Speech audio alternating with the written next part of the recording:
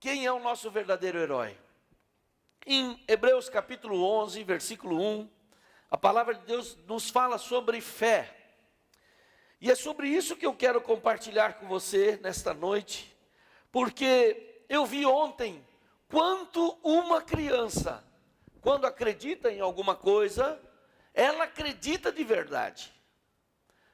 Quando ela realmente pensa num super-herói, pensa no que ela vê na televisão, ela acredita.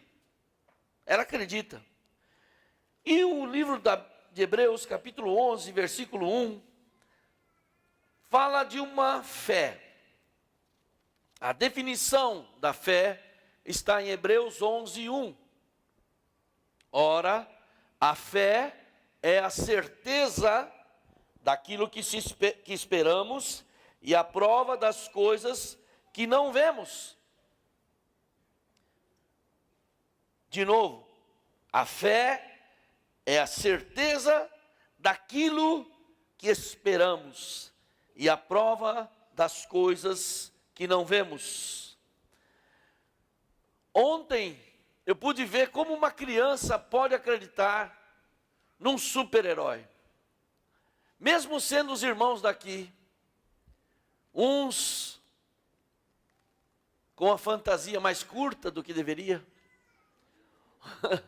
outros, ao invés de jogar o Homem-Aranha, a teia de aranha, jogavam um barbante, um super-herói paraguaio. Mas as crianças estavam como se tivesse diante dos seus super-heróis de verdade, porque eles creem nisso. Eles acreditam, elas acreditam. Você já brincou com uma criança, quando você fala assim, o vovô, o papai, super-homem, você vai ficar aí? Vão tirar foto. Então hoje nós teremos a ceia com o super-homem. Clark Kent veio diretamente dos Estados Unidos para estar conosco. Boa ideia. Depois do culto você participa, mas aqui é o Douglas. Mas eu não sei se você já brincou com criança, que você fala assim, o vovô é um monstro.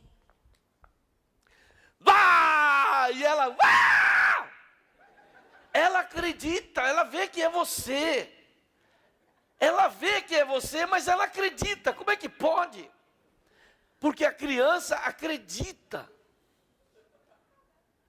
Eu faço muita brincadeira lá em casa com os meus filhos e agora com as minhas netas. E a criança é tremenda. Por isso é que Jesus disse que nós, para vermos o reino de Deus, temos que ser como crianças. Não é que você tem que reagir como uma criança, fazendo birra, não comendo. Não, mas que você deve ter a fé de uma criança. Interessante que eu quero hoje compartilhar com você que os super-heróis não apenas ocupam a imaginação das crianças, mas também dos adolescentes, dos jovens e dos adultos. Quando nós trocamos os super-heróis por heróis, pode ser um artista que você admira, um jogador, um grande músico, uma top model, um jogador de futebol ou de tênis famoso, um desportista, um pensador, um filósofo, um empresário que venceu. Você deixa de acreditar nos super-heróis, mas começa a fazer heróis. Na fase da infância, a gente acredita nos super-heróis.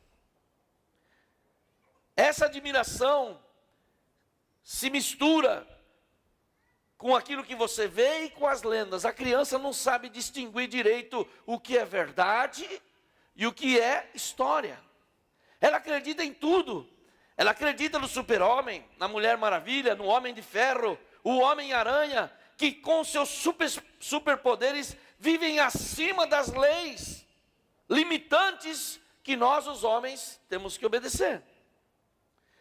Mas quando a criança vai parando de ser criança e começa a ficar na adolescência, ela já não acredita mais em Papai Noel, ela não acredita mais que o Homem de Ferro é daquele jeito, apesar do filme ser muito convincente, né? Até eu gostaria de uma armadura daquela.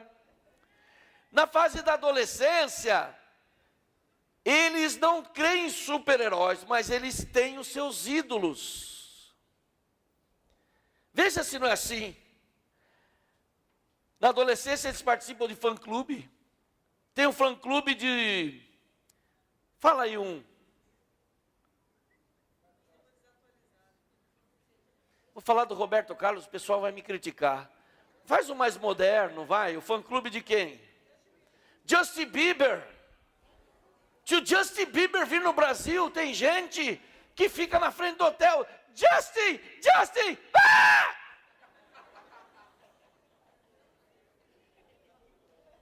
Quantos fãs-clubes, quanto o pessoal faz na frente de cantores, quando vem banda de rock aqui, os caras ficam uma semana. Outro dia eu fui lá no Anhembi e tinha um monte de barraca, e eu falei com alguém que estava comigo, o que é isso aí, cara? Parece sem teto. Ele falou, não, vai vir um show aqui, semana que vem, o show de não sei de quem. Eu falei, quem que é? Jararaca Ratinho? Falou, não.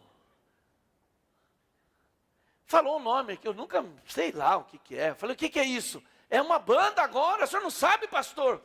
Falei, rapaz, eu só lembro da Estrada de Santos, do meu amigo Roberto. Não lembro de mais nada. Mas o pessoal fica uma semana lá. Por quê? Porque vem uns babaca, desculpe a expressão, tocar e eles ficam... As irmãs choram, as meninas...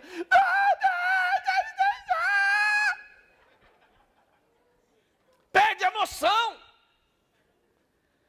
de tanto que amam aquele ídolo. Eu daria tudo para ir no... E às vezes os caras pegam 5 mil reais, o show 10 mil reais, não importa, eles pagam o que for, deixa o pai com a cabeça assim, eu tenho que ir, pai, senão eu vou morrer, pai. E os pais vão lá e pagam. Esses grupos possuem milhares de fãs. Mas irmãos, na Copa, nós tínhamos um grande ídolo aqui no Brasil, Neymar. Todo mundo ficou babando pelo Neymar, que tem 21 anos. Coitadinho do Neymar, queria que ele ganhasse, ele perdeu. Ainda bem que ele tomou aquela joelhada nas costas, até que foi bom que ele não perdeu aquele jogo. Mas muita gente ficou decepcionada com a vida, porque o Brasil perdeu. Nós tínhamos esperança. Na fase adulta, aquela coisa de ídolo acaba um pouco se transformando em admiração. Muda a figura. Porque quando você é adulto, você não entra nas bobagens que um jovem, que um adolescente, que uma criança acredita. Mas, você não tem aquela fantasia fora da realidade, você já está um pouco mais de olho aberto. Mas o que acontece? Você também é inspirado, você também é motivado por pessoas. E é bom quando você tem bons modelos. Um bom modelo inspira você a ser melhor. Então, ao invés de idolatrar um ídolo, ao invés de acreditar em super-heróis, agora você olha para o perfil das pessoas, e quando você é adulto, e você então fala assim, esse cara é um cara admirável, eu gosto dele. Esta pessoa é uma pessoa admirável. Eu gostei de uma fala que ele fez, eu gostei do que ele fez. E os modelos positivos de pessoas que venceram produzem na gente inspiração. Através do seu testemunho de vida, de suas histórias, que chamam seus depoimentos e filmam os depoimentos. Ou às vezes tem livros que foram escritos com o seu depoimento, com a sua história, livros de autoajuda, ou biografias, e você compra a biografia, e você lê. Por exemplo, lá em casa eu tenho o livro do Steve Jobs, que é a biografia do Steve Jobs. Mas também tem o livro do Billy Graham, que é a biografia daquele pastor, homem de Deus, Billy Graham. E você se inspira. Lê aquilo, você fala, puxa, que homem sensacional, que pessoa espetacular. Às vezes a gente lê livros como daquele moço que não tem as mãos e nem os pés, que chama Nick Fuentes. E ele é filho de pastor, e ele ganhou mais de 200, 300 mil almas já, com o seu depoimento. Uma pessoa que não tem nem braços, nem pernas, mas é uma pessoa casada, tem filhos, tem filho, pelo menos um, e ele prega o mundo inteiro, contando o seu testemunho, o seu depoimento. Aparece no vídeo ele jogando taco, aparece ele surfando, aparece ele nadando. Que coisa! Nós nos espelhamos dessas pessoas, muitas vezes porque nós gostaríamos de ser como elas, porque a sua vida não é tão boa, você não é tão popular, você não é tão vencedor. Essas pessoas, o que tem que nós gostaríamos de ter? Elas são vencedoras por natureza, elas são populares, elas são bem-sucedidas, elas têm dinheiro. Então você fala assim: puxa, eu gostaria de ser como o Neymar, mas ele joga muito, eu não jogo nada. Eu gostaria de ser como a Gisele Bündchen, mas não dá. Eu gostaria de ter uma voz como tal pessoa, mas eu não tenho. Eu gostaria de ter uma empresa como tal pessoa e nós não temos. Então, diferenciar inspiração de idolatria, que tem a ver com ídolos, e também de acreditar em super-homens e super-heróis. Sabe o que acontece quando muita gente admira pessoas que são bem-sucedidas?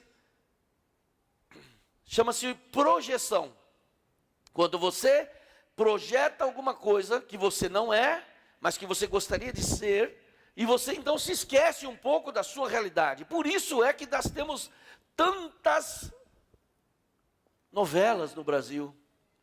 Você já viu que novela não tem nego pobre? Se tem, rapidinho ele já se acerta. Passa a vida dos ricos e aquela pessoa que tem dificuldade, que ganha pouquinho, fica ali assistindo uma fantasia. E ela se projeta. Eu me lembro bem de uma novela que tinha agora não vou lembrar o nome. Aquele jogador de futebol que foi jogador de futebol e avenida, chamava rua, avenida alguma coisa. Avenida Brasil. O Tufão.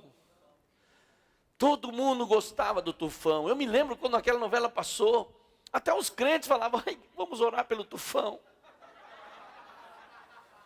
Ele não merece o que a Carminha está fazendo com ele. Carminha é o nome daquela outra artista? Aquela Carminha era o capeta. E aí ele fica lá, horas e horas a fio. Por quê? Porque a realidade dele é difícil. Porque ele mora numa casinha de favor, não tem dinheiro nem para pagar o aluguel. Então, naquele momento ele se distrai, ele se projeta para aquela situação. Mesma coisa acontece com os filmes. E nós aqui brincamos com super-heróis.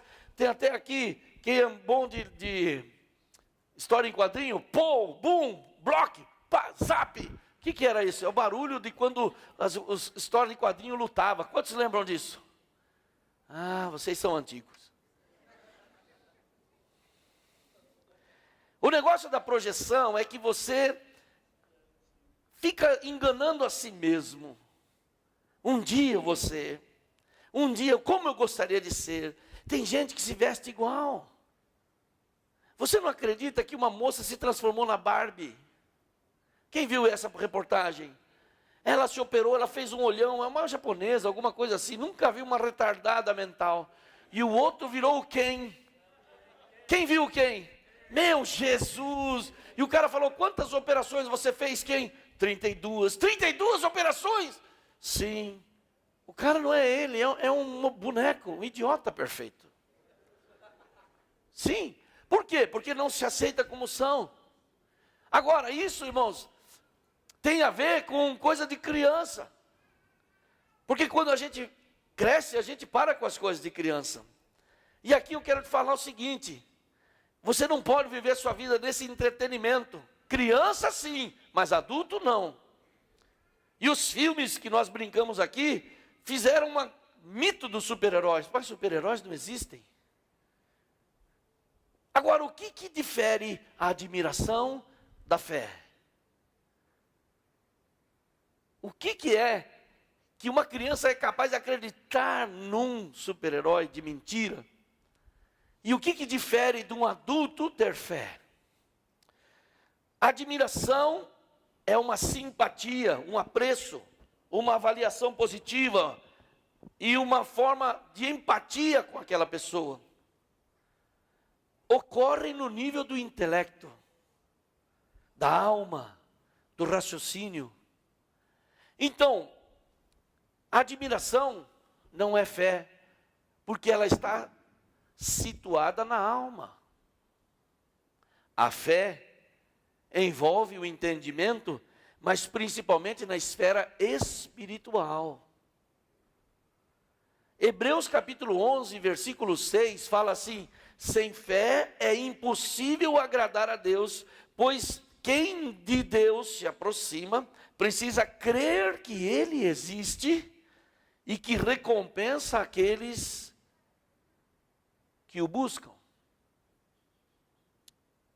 Quando o Super Jesus, que é o irmão Marcos, que toca o teclado aqui, falou para o Pedrinho: você crê que eu posso ajudar sua mãe? Aí não é mais admiração, aí não é mais o conhecimento, a idolatria de que você tenha um ídolo, mas aí envolve a fé no poder de Deus. Para a criança, eles se misturam, mas para o adulto não pode misturar. Para a criança, tudo é a mesma coisa. Acreditar em super-homem, em Jesus, é a mesma coisa. Mas para o adulto, é muito diferente, porque uma coisa reside na alma, outra coisa reside no espírito. Eu vou dar algumas características de Jesus. A Bíblia fala, ou de Deus, que Ele é onipotente, que significa que Ele é todo-poderoso. Eu só listei 10 características, mas eu poderia citar centenas, mas hoje eu vou citar só 10. Ele é o todo-poderoso, isso é, não tem nada que Deus não possa fazer. Agora eu não estou falando de super-herói não, viu, irmão? Agora estou falando de Deus verdadeiro. Então você, quando quiser glorificar, pode. Onipotente, pode todas as coisas. O nome El Shaddai, significa o Deus que pode tudo, o Todo-Poderoso. Ele também é onipresente. Ele está em todos os lugares ao mesmo tempo. Ele está aqui, ele está com a mãe do Pedrinho no hospital. Ele está com alguém que está doente, ele está com alguém que está viajando, ele está com o seu parente. Deus é um Deus onipresente. Ele está agora mesmo no Japão. Ele está agora nos Estados Unidos, está agora na Inglaterra, está agora no Paraguai, está agora aqui no Brasil. E a Bíblia fala que onde 2 ou 3 estão reunidos no nome dele, ali também ele está. E ele está aqui na pessoa do Espírito Santo. Amém, gente? Amém. Terceira coisa que Deus é onisciente. Ele sabe todas as coisas. São os 3 grandes atributos de Deus: onipotência, onipresença e onisciência. Ele sabe todas as coisas, mesmo antes de você falar. Ele sabe o que você pensa. Ele é capaz de prescrutar nossos sentimentos, nossos pensamentos, sondar. Deus também é a fonte do amor, Ele é a essência do amor.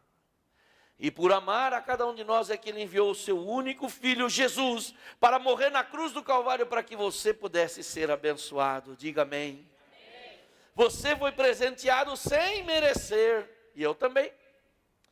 Não há nada que a gente possa fazer para pagar o que Jesus fez. Foi por única e exclusivamente o amor de Deus por você e por mim. Ele é amor. Deus é justo. O seu trono se baseia na justiça. Ele é aquele que estabelece o seu trono sobre tudo aquilo que é correto, que é direito. Ele é justo, ele ama a justiça. Tudo aquilo que é mal, maligno, aborrece a Deus, porque Ele é justo na sua essência. Ele é verdadeiro. Não há mentira em Deus. A Bíblia chama que aquele que é o pai da mentira é exatamente o oponente, o inimigo das nossas almas, que é o diabo. Mas Deus é verdade, Deus é verdadeiro, Ele só anda na verdade, e o Filho de Deus também. Amém, gente? Por isso não cabe a você falar mentira mais. Porque o pai da mentira não é Deus, o pai da mentira é o inimigo. O pai da verdade é Deus, e um filho de Deus deve andar na verdade. Ele é fiel. Quando Ele promete as coisas, Ele cumpre. E Jesus disse: eu estarei convosco todos os dias, até a consumação dos séculos. E toda vez que você clamar como Pedrinho aqui nessa peça hipotética, né, uma peça que foi uma suposição, de fato não aconteceu, é uma história, mas um princípio que está ali por trás é verdade, que Ele, fiel às suas palavras, Ele disse que curaria, e Ele cura. Ele disse que abençoaria, e Ele abençoa. Ele permanece fiel. As suas palavras jamais passarão. Ele permanece fiel. Outra coisa que Deus é perdoador. Ainda que você falhe, ainda que você caia, ainda que você tropece, Ele é capaz de perdoar você, se você se arrepender de verdade. Ele é capaz de perdoar o mais alto grau de dificuldade ou de crimes de uma pessoa, se ele for realmente e se arrepender diante de Deus. Porque a palavra de Deus diz em 1 João 1,9: se confessarmos os nossos pecados, Ele é fiel e justo para nos perdoar os pecados e nos purificar de toda injustiça. Também a palavra de Deus ensina que ainda que os nossos pecados sejam como a escarlate, vermelhos, eles se tornam alvos como a neve. Ele é fiel e perdoador. Mas duas características apenas: Ele é abençoador. Deus ama nos abençoar. Por isso Ele quer que a tua mão, a tua casa, a tua família esteja abençoada. Ele põe a mão dele sobre você para te abençoar. Quantos creem nisso? Ah, que coisa boa saber que Deus é um Deus que não está de mãos encolhidas para que não nos possa abençoar, mas Ele está de mãos estendidas para nos abençoar. Oh, glória a Deus. Ele é um Deus eterno. De eternidade a eternidade, Ele é Deus. Ele é o mesmo ontem, é o mesmo hoje e é o mesmo eternamente. Hebreus 13:8. Jesus Cristo é o mesmo ontem, hoje e será eternamente. Ele é o alfa e o ômega, o princípio e o fim. A palavra de Deus diz que Ele está conosco todos os dias, até a consumação dos séculos. Ele é eterno. Antes que o mundo fosse criado, Deus já subsistia, já existia. Depois que o mundo acabar, Ele continua existindo, porque o mundo, a criação dEle, Ele é eterno. São apenas 10 coisas que eu falei sobre Deus. Eu poderia aqui falar horas.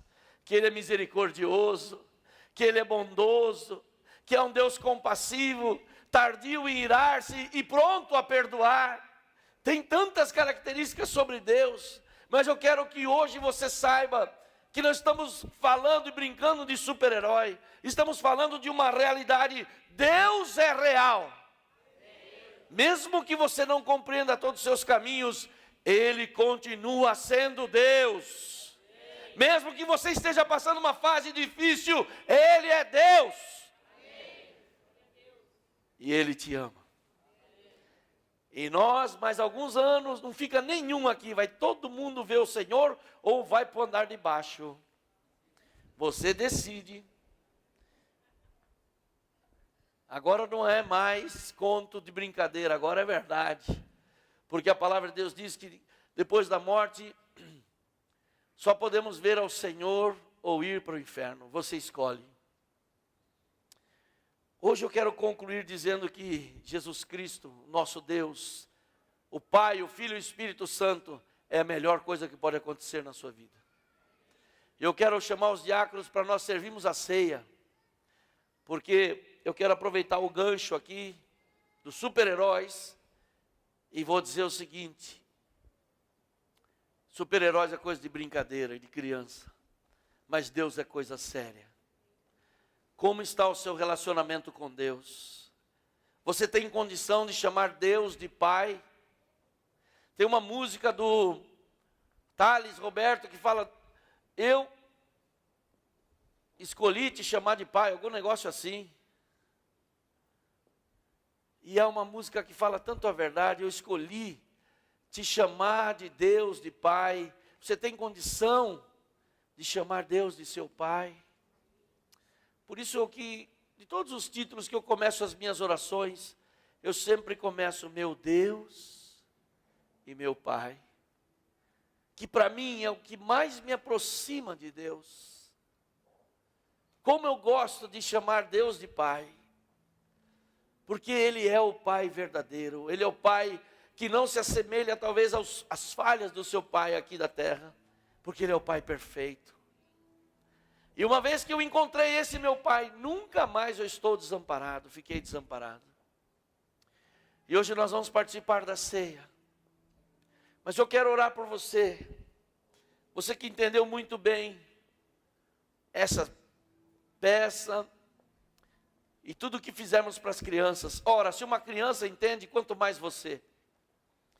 Mas nessa noite você não pode ir embora, independente dos resultados das eleições, quem ganhou, quem perdeu, tem segundo turno, primeiro turno ou não, Deus continua sendo Deus, e Ele ama você e tem um propósito para a sua vida. E você não pode gastar sua vida andando para lá e para cá, fazendo com que o assunto não seja com você. O assunto é com você. Deus tem um propósito para a tua vida. Quando eu descobri o propósito de Deus na minha vida, eu me tornei uma pessoa tremenda. Eu sei que eu sou cheio de falhas, mas eu sou uma pessoa de fé. Eu sou filho de 8 irmãos, junto com meus irmãos. Eu era pequenininho, na fila, eu era um dos últimos. Mas quando aceitei Jesus e me batizei aos 12 anos, lá nas águas frias do rio Tatuí, dia 28 de abril de 1974. Pastor, eu não era nascido, então ouça que é bom. Deus transformou minha vida. A partir daí eu entendi que eu tinha um propósito. O que poderia acontecer com um menino que ia no João Florencio? Você conhece a escola João Florencio? Não, ninguém conhece. Lá em Tatuí. Mas Deus fez algo na minha vida, que me tornou uma pessoa transformada. E esse mesmo Deus está aqui hoje. É esse Deus que é o super-herói. É esse Deus que é muito maior do que qualquer coisa que os homens possam ter bolado. Ele é o Deus Todo-Poderoso e Ele quer habitar no nosso coração, no meu e no seu. Hoje eu quero chamar alguém especial para servir a ceia conosco, que rapidinho foram apresentados pastores, já foram enviados lá para o sul, mas estão aqui hoje, JB e Amara. Vem aqui. Vocês nem conhecem eles, ou conhecem. Eu quero honrar vocês hoje. Uau! JB está bonito hoje. Milagre.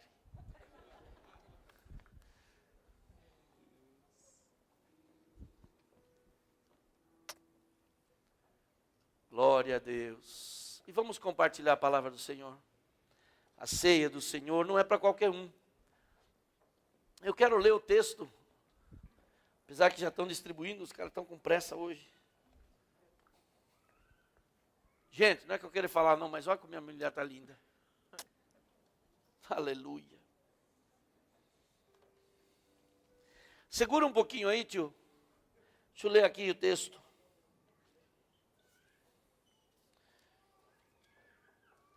Coisa mais linda que pode acontecer com você é ter uma aliança com Deus. Depois que eu percebi isso, nunca mais eu fui o mesmo.